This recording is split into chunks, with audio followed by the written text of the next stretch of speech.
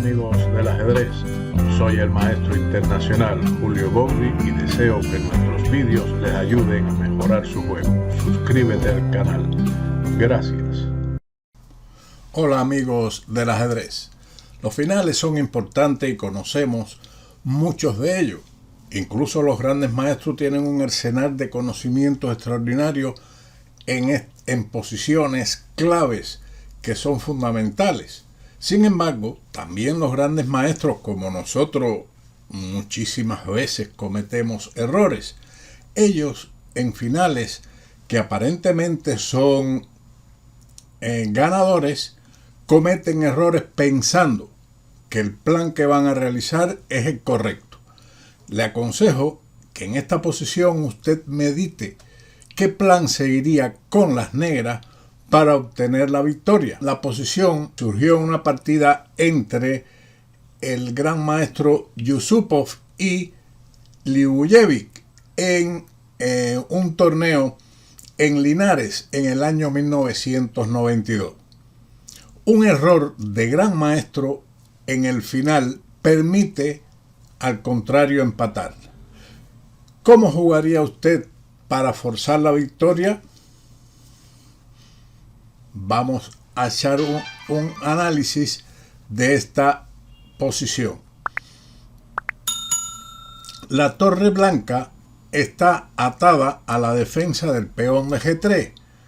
Esta posición es ganadora para las negras, pero Liubojevic realizó el siguiente movimiento erróneo: torre F5. Las negras en esta posición habrían ganado fácilmente si hubieran retirado su torre a la siguiente posición, torre A3. Esta es la jugada más fuerte, la torre bien lejos, bien distante del rey contrario. De esta forma se evita que el rey blanco se acerque al peón de G3. Una posible continuación sería, por ejemplo, rey E4. Aquí cualquier otra jugada de las blancas facilitaría también, sobre todo si mueven su torre, la pérdida del peón de G3 que se mantiene atacada por la torre. En caso de que se hubiese jugado, por ejemplo, en lugar de rey E4, el movimiento torre E5 jaque, seguiría rey F6. Y ahora, si la torre regresa a G5 para defender el peón de G3, entonces las negras sencillamente retiran su rey a G7, seguido por la jugada F6 o incluso F5, encerrando definitivamente la torre de G5. Contra la jugada del análisis que estamos realizando, rey E4, el negro puede jugar el movimiento ganador F5 jaque y ahora rey D4.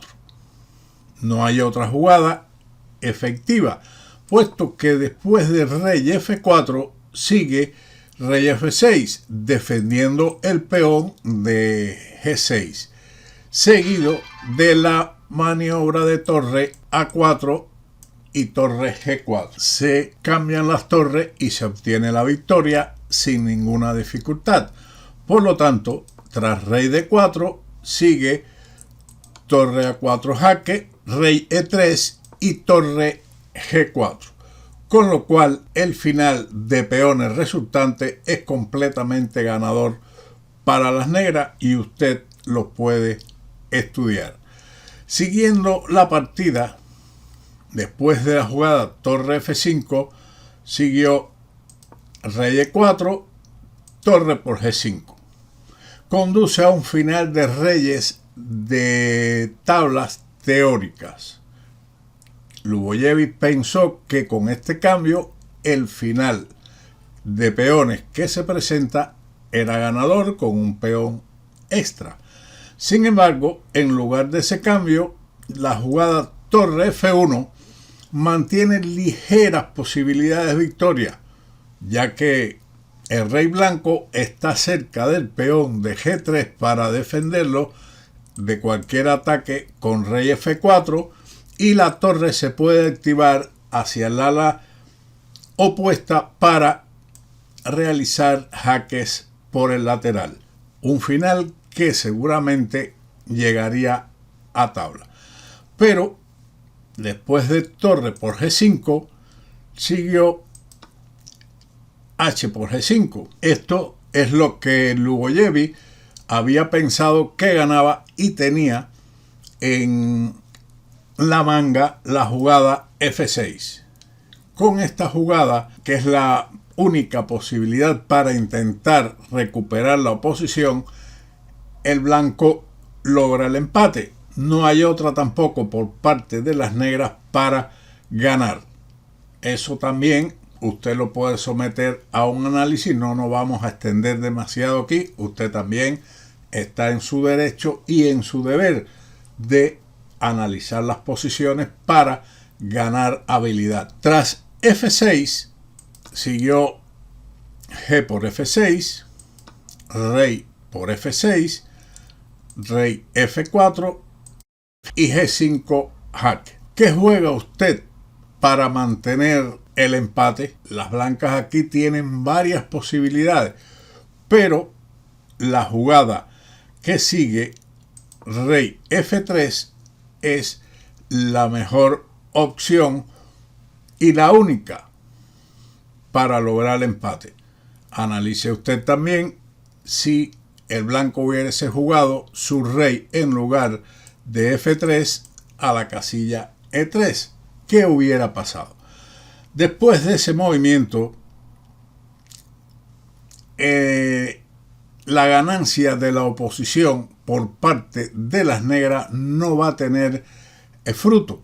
Por ejemplo, rey F7, oposición distante, donde se mantienen 3 casillas de por medio entre los reyes. En caso de jugar a otra casilla, como por ejemplo a F5, esta jugada es recibida con G4, con lo cual después de H por G4, rey G3, el final es completamente tablas. Por lo tanto, rey F7 es la jugada de la partida, a lo cual siguió rey F2, intentando que después que el rey de las negras vaya a la columna E, apoderarse de la oposición en la misma.